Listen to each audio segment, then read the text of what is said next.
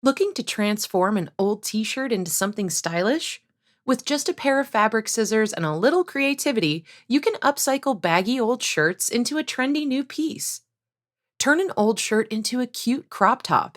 Use a fabric tape measure and pencil or erasable fabric marker to draw a straight line from either side of the shirt all the way across.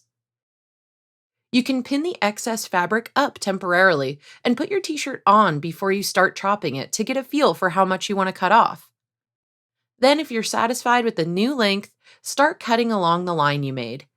Start by cutting off a smaller amount, then try the shirt on again. Make any additional cuts if you want the crop top to be shorter. Other simple cuts can also transform an old t shirt into new styles. Consider chopping off the sleeves of your t shirt to transform it into a tank top or muscle tee, keeping in mind that the further down the sides you cut, the wider the armholes will be. You can play with the neckline too, cutting out the collar for a slouchy, off the shoulder look. You can create shoulder cutouts or cut slits into the sides or back for an edgy vibe. For added flair, experiment with weaving techniques using the fabric from your cuts, tying everything together for a secure finish.